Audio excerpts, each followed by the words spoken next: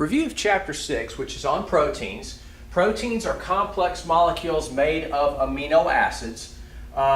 There are 20 kinds of amino acids, of which you have the ability to manufacture 11 of them. That means there are 9 amino acids that you cannot manufacture. You have to take in from food. They are referred to as the 9 essential amino acids. Now, your body makes your proteins. Most of the body's made of water, but a pretty good chunk of the rest is made of protein.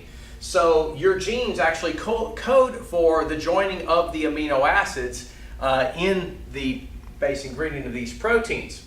Now, these proteins in your body have definite shape, and the protein shape has everything to do with what it's capable of doing. So shape and function go hand in hand. When it comes to proteins and their function, shape is everything.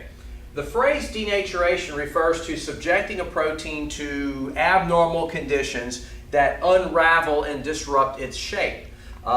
We don't want our body proteins to become denatured, which is a major reason why we have to keep balance in our body. Body temperature, pH, everything.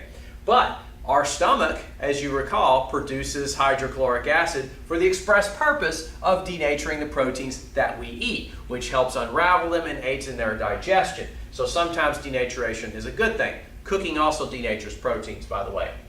Now, when it comes to making proteins in the body, you need all 20 to make any of your own proteins. Now, again, you've got 11 covered, so if you're missing only one essential amino acid, you will be protein deficient, regardless of how plentiful these other amino acids may be.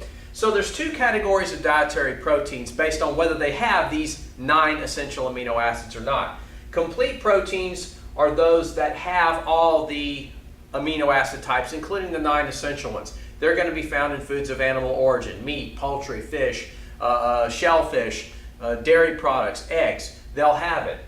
Incomplete proteins lack one or more of the 9 essential amino acids, and that's what you find with the plant proteins. Okay. Now, not all plant foods are missing the same essential amino acid. Some may have the one that the other is missing.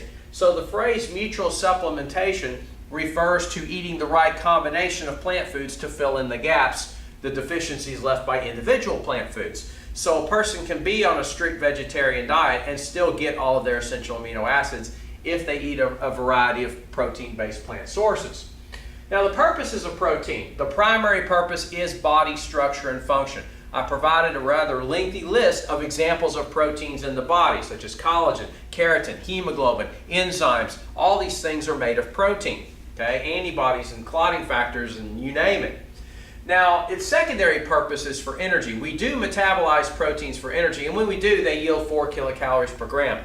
Metabolism of proteins involves chopping off those amino groups from the amino acids, and that amino group becomes a waste product that becomes urea, and the kidneys filter it out and it goes out with the urine. So that's one of the things that we do with these extra proteins.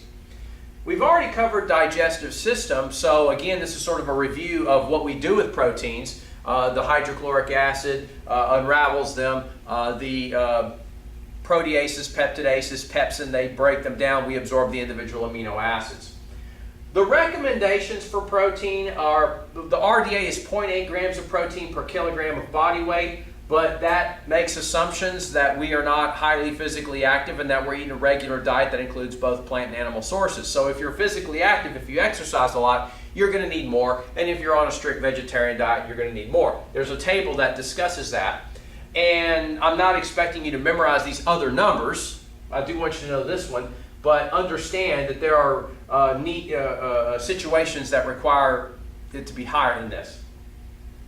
Vegetarian diets. Vegan is strict vegetarian, avoids all foods of animal origin. There's also a lot of semi-vegetarian diets, such as ovo-vegetarian, that includes eggs, or lacto-vegetarian, that includes milk, or ovo-lacto-vegetarian, that would include eggs and milk, and there's a number of prefixes that go with that.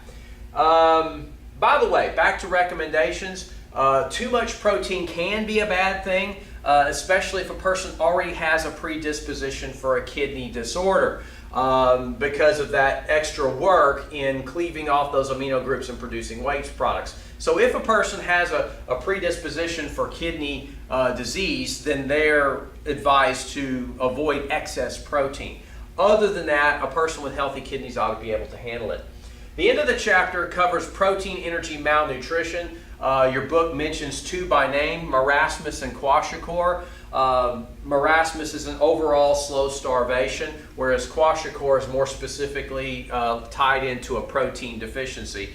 Be sure to read the notes in the text concerning the issues with that. And that concludes our review of the protein chapter.